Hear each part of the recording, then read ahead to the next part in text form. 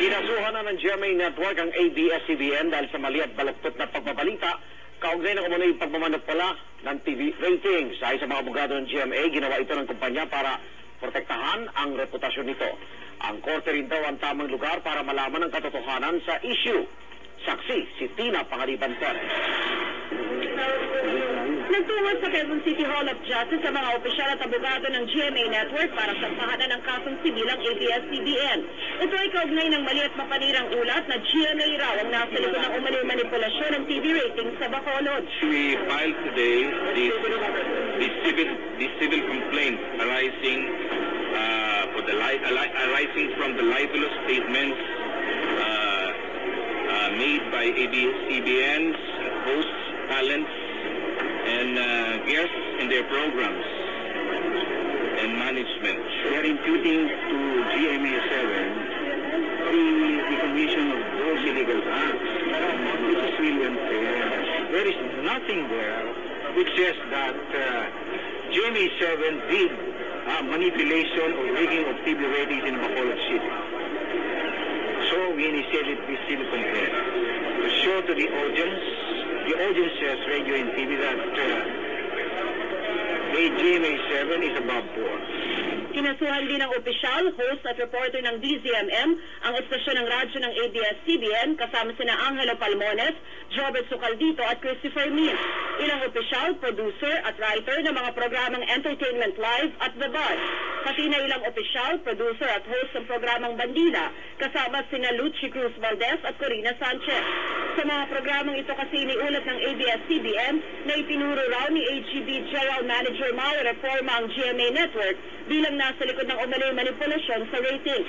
Pero walang sinabing ganito si Reforma sa kanyang affidavit at ang ulat ng ABS-CBN ay itinanggi pa nga ng abogado ng AGB Nielsen. Ayon sa GMA, sinadya at may mali siyang ginawa ng ABS-CBN na pagbaluktot at pagputol sa pahayag ni Reforma.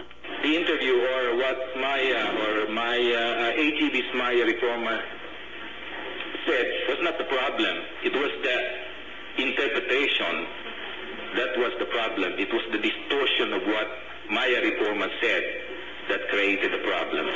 15 milyong pisong kabuang danyos ang hinihingi ng GMA, pero di raw pera ang punto rito. We are not after monetary recovery here. We are after the vindication of the honor and integrity of GMA7. There were attempts by these extracted statements to besmirch, to impeach the honesty, integrity, and reputation of GMA7. Branding GMA7 as a manipulator of ratings is really unbearable. Sa isang liham ng AGB sa mga kliyente nito noong Disyembre, idiniin ng AGB na tama ang ratings sa kanilang ipinapalabas at hindi ito apektado ng aktibidad na inirereklamo ng ABS-CBN. Sinabi ni Reforma na di nila ititigil ang pagpapalabas ng TV ratings hanggat walang naihaharap na ebidensyang magpapatunay sa akusasyon ng ABS laban sa GMA.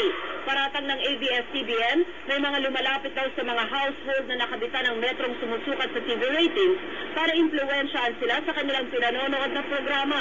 Sa statement ng ABS-CBN, nadismay raw ito ngunit di nagulat sa ginawa ng GMA Network. Tila raw nais nitong pigilan ng media sa pagbanggit sa network kaugnay ng umano'y dayaan, pero naniniwala itong lalabas din sa huli ang katotohanan.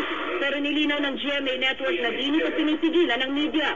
Ang pinipigilan nito ay ang pagbabaluktot ng mga pahayag tulad ng ginawa ng ABS-CBN.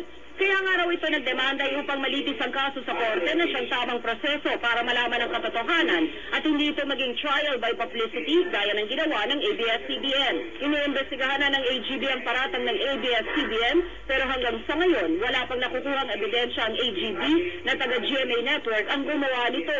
Mariinding itinatanggi ng GMA ang paratang at idiniinding nito gawain ang mandaya.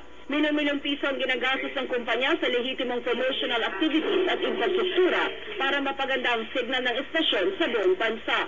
GMA won the battle in the ratings for Luzon, Mega Manila, and Metro Manila by sheer hard work. It's on the shoulders of our talents, our employees, and everybody here in GMA. We're not about to sacrifice all of what we achieved for something like this. We keep saying, hindi namin style ang maglaro ng madumi. Hindi kami ganon. At hindi namin tratry rin yung mga nanonood sa amin para mag-resort sa ganitong dirty tactics. Ako si Tina Panganiban Perez, ang inyong saksi.